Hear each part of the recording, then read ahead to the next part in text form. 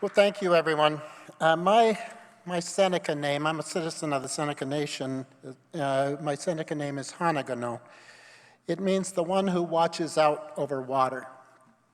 When I was given that name, I said to the elder who helped me through my ceremony, gosh, I really like that. It's very majestic, like I'm sitting up on the, we're river people and hills along the river in the Allegheny Reservation. And he said, don't get too big for your britches, it means water boy. and,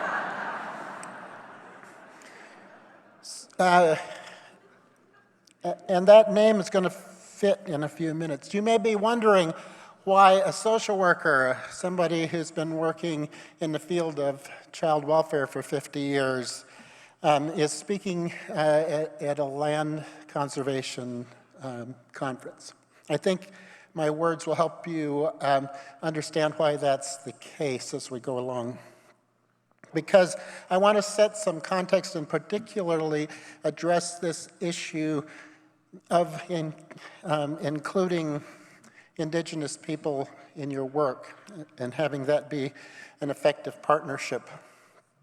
And to do that, I have to back up a little bit and talk about this process of colonialism. In order for any colonial power to be successful in dominating an indigenous society, it has to do 5 things well. It has to take the land.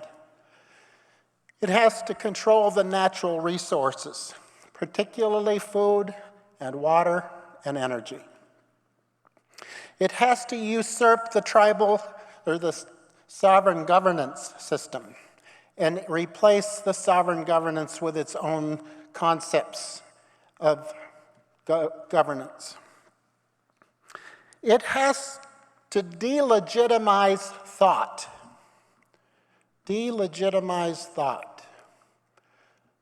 Cultural knowledge, language, healing practices, educational practices, relationship with land, and to replace those concepts with the colonial concepts. And in order to do that, it intentionally labels the indigenous concept as primitive or backward. And finally, in order to complete that process, the colonial power has to take the children. Because taking of children so disrupts the social fabric of any society that it's hard to recover.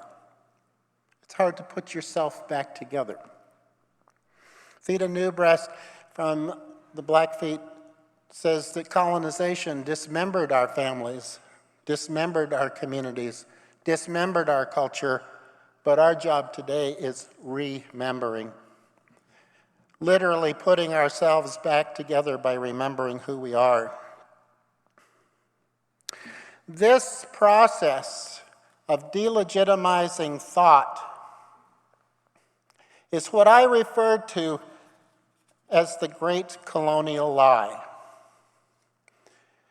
Because the lie is perpetrated through every level of education, through the media, and it shapes how non-natives, how non-indigenous people view us.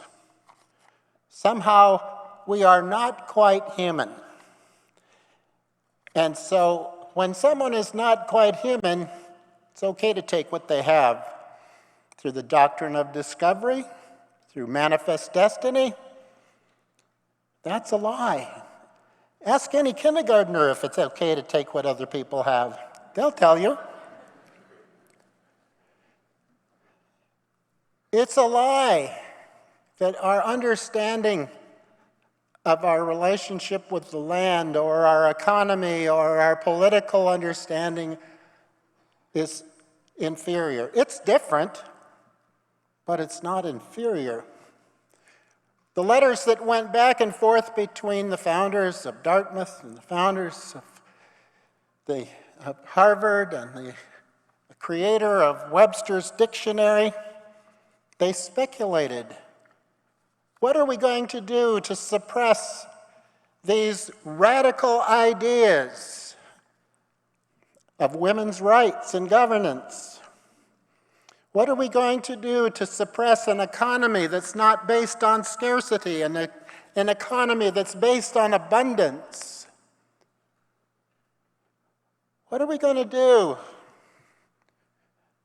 to suppress this idea of collective ownership and responsibility and stewardship? It's a threat to our patriarchy. It's a threat to capitalism.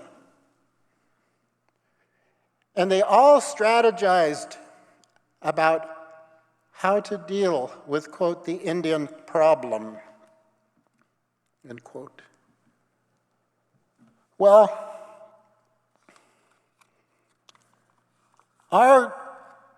sometimes people say, didn't that all happen a long time ago? Shouldn't you get over it? Well, my response is always, we'll get over it when you stop it.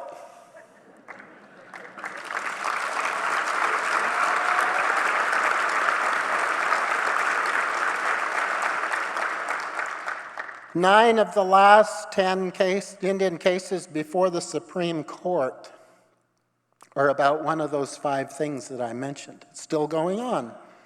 It is still a practice.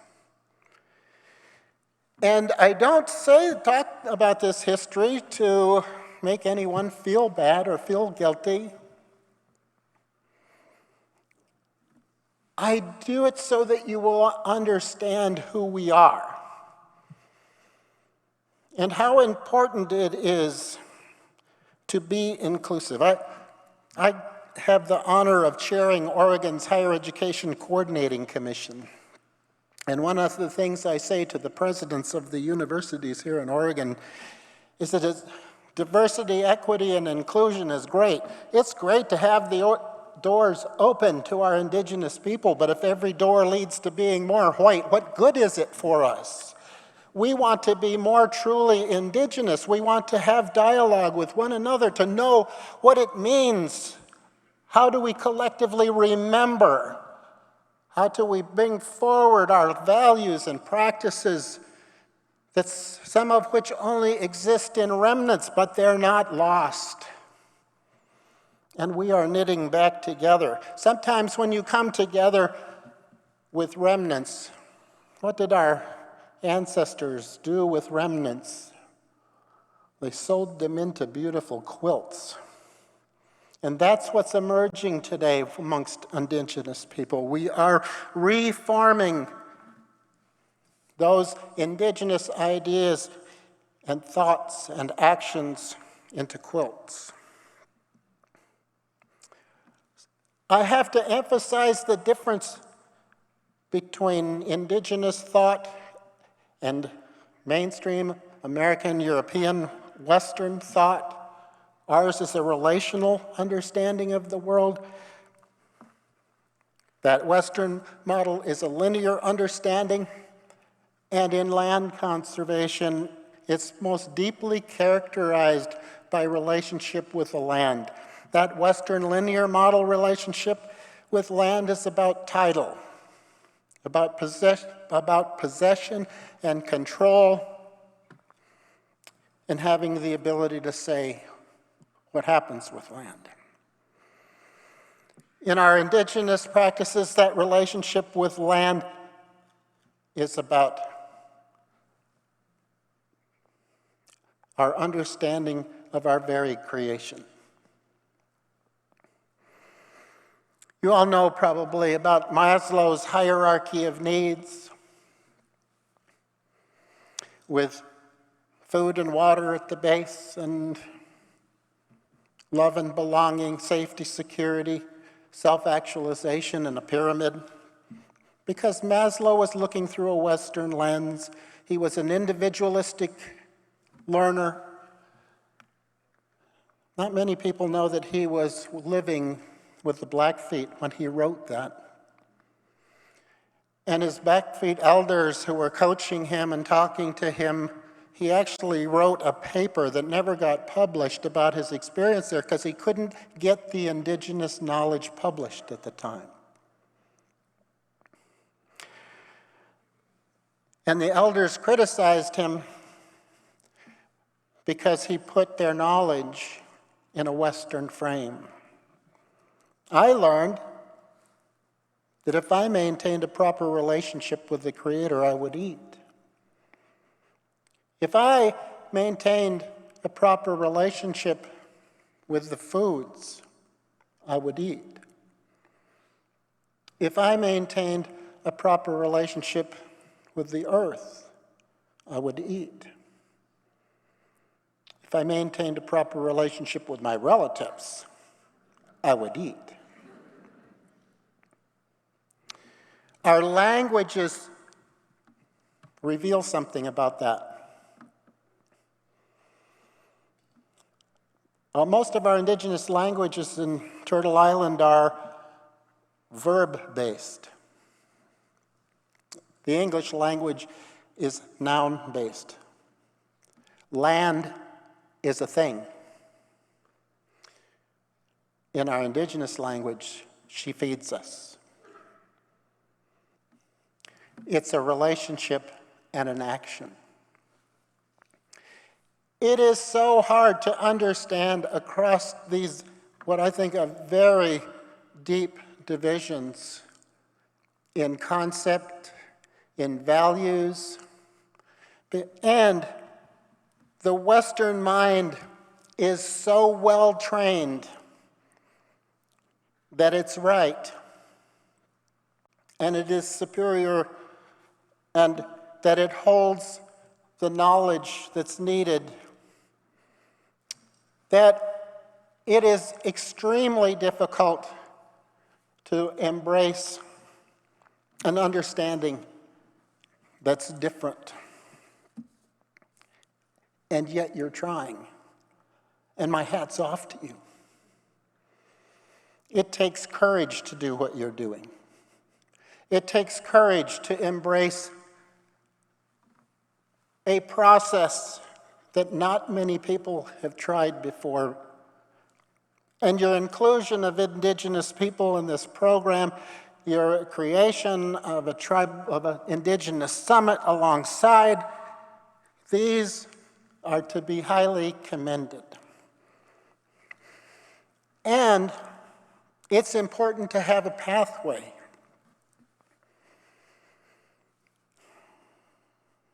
Truth, healing, reconciliation.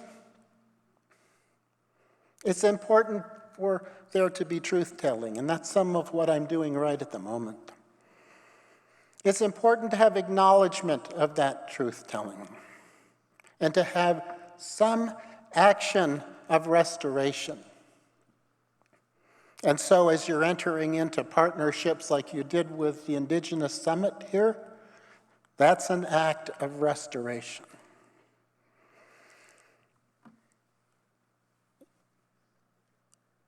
There was an email from Andrew apologizing for a bump, for a misstep. And so in this process of acknowledging, telling the truth and acknowledging that process of apologizing is essential. But it's not enough to just apologize.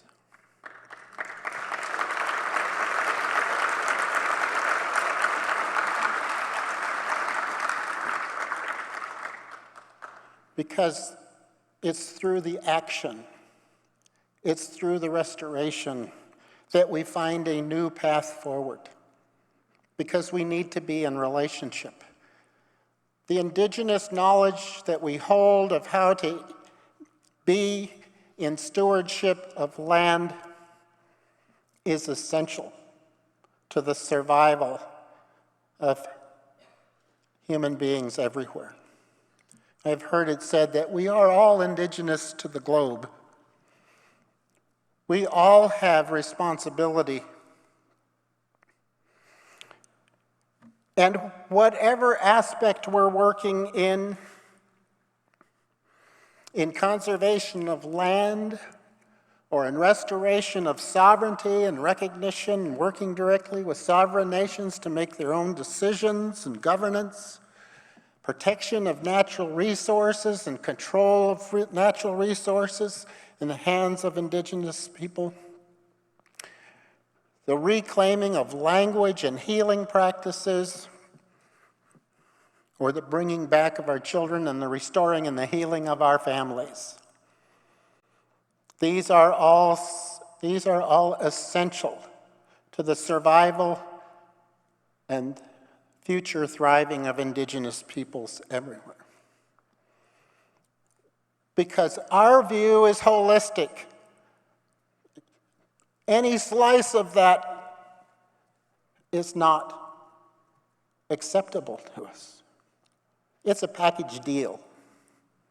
And so when we join with you around land conservancy, it's preserving our culture, it's making a space for our children to have that relationship with the land, where that relationship is, she feeds us. I want to commend you for making it possible for that relationship to have legitimacy in your ranks, because it's the legitimacy of thought and culture that is the beginning of dialogue. There will be bumps. And so I would say to you, have courage. I do executive coaching with non-Indigenous leaders around relationships with tribes, and I say it's a little like walking in the cow pasture. There's cow pies there, and if you don't want to step in one and get it on you, don't go there. But be prepared that when you do make a mistake, to come courageously into relationship, take ownership, and to work it through. Because we will all be better off to do that. I call on you to reject the colonial lie that we are less than, to listen, to sit, and sometimes that's going to be uncomfortable because we do things differently.